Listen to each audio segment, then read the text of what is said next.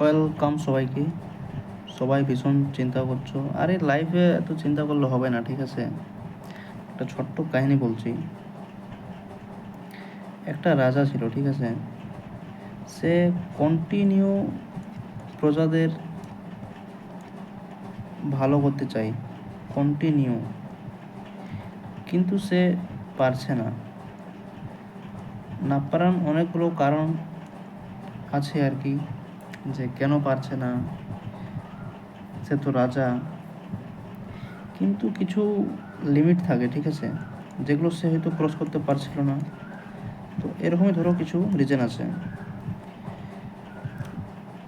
দীর্ঘ দিন হয়ে গেল, অনেক দিন ধরে এদিক ওদিক মাথা খারাপ করে বেড়াচ্ছ। কখনো তো কোর্টের লাইভ সেকশন দেখছো যে কি হচ্ছে না হচ্ছে, বা কমেন্ট করে দিচ্ছ যে তাড়াতাড়ি রেজাল্ট দাও। আরে ভাই, বুঝতে পারছি প্রচুর সমস্যার মধ্যে চলছো, ঠিক আছে, এটা সবারই হই। আর এটা হাড়ে হাড়ে আমিও টের পাচ্ছি, ঠিক আছে। আমার থেকে ভালো এখন এটা কেউ বুঝতে পারবে না। তো বলার উদ্দেশ্য হচ্ছে যে আজ আর কাল, এই আজ আর কালের মধ্যে যদি না আসে তাহলে কি আর পরে দিতে পারে?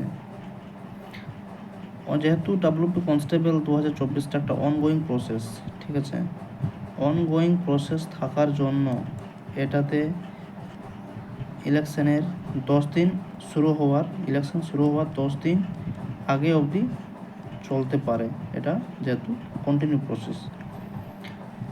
তো বলা যায় না, কিন্তু তবু একটা ওয়েদার যে থাকে, সে ওয়েদারটা বারবার মানে ভেঙে যাচ্ছে বা চেঞ্জ হয়ে যাচ্ছে। কেন হচ্ছে না হচ্ছে, কি হচ্ছে, ভেবেও লাভ নেই। তাড়াতাড়ি রেজাল্ট পেয়ে গেলেই খুব ভালো। কিন্তু আমি বলবো যে আজ আর কাল এই দুটো দিন যদি তোমাদের পক্ষে থাকে তো খুব ভালো, নইলে ভাই লেটও হয়ে যেতে পারে, বলা যায় না, ঠিক আছে। নিজের পড়াশোনায় মন দাও, আর কোনো রকম দুর্নীতি বা গুজবে কান দেবে না। কোনো রকমভাবে নিজের মনে কোনো রকম ছোট মনকে প্রশ্রয় দেবে না। অনেকজনেই বলবে যে দুর্নীতি হবে, সেসব কিছু হয় না, ঠিক আছে। নাহলে আমরা আজ চাকরি পেতাম না, আমরাও গরিব গরিব ছেলেই ছিলাম। তো সেরকম আমি পরিষ্কারভাবে একটা বলে দিচ্ছি, সবসময় দুর্নীতি থেকে দূরে থাকবে, নিজের মনটাকে পরিষ্কার রাখবে, কোনো রকম চিন্তা নেবে না। এমনিতেই মানসিক চাপ কম নেই। একটা ছেলে হোক বা মেয়ে হোক, যখন তুমি ম্যাচিউর হয়ে পড়াশোনা করছো মানে তোমার মনে অনেক মানসিক চাপ আছে, ঠিক আছে। তো মানসিক চাপটাকে কমানোর জন্য আর এক্সট্রা মানে কমানোর জন্য ব্যবস্থা করো, কিন্তু এক্সট্রা চাপ নিয়ে মনটাকে আবার ভেঙে নেবে না, কারণ তোমার পেছনে তোমার পরিবার আছে। কখনোই জীবন শেষ হবে না। যদিও এখন দিচ্ছে না, বা হয়তো নাও দিতে পারে বা দিয়েও দিতে পারে, তর্ক বিতর্ক লেগেই আছে, ঠিক আছে। তো যদি নাও দেই, তো তোমরা কালকের পর থেকে ভাই পড়াশোনা, জানি অনেকে শুরু করে দিয়েছো পড়াশোনা, তবু যারা শুরু করনি শুরু করে দেবে, ঠিক আছে।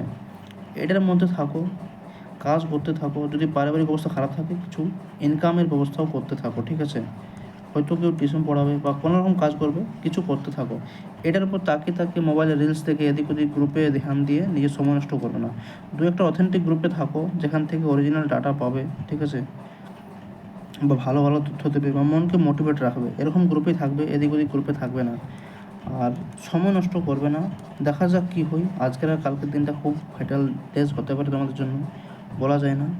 তো আশা করছি যাতে তোমাদের মনের আশা পূর্ণ হয়ে যায়, সেভাবেই আমিও প্রার্থনা করছি, তোমরা প্রার্থনা করো যাতে পেয়ে যাও তাড়াতাড়ি, ঠিক আছে।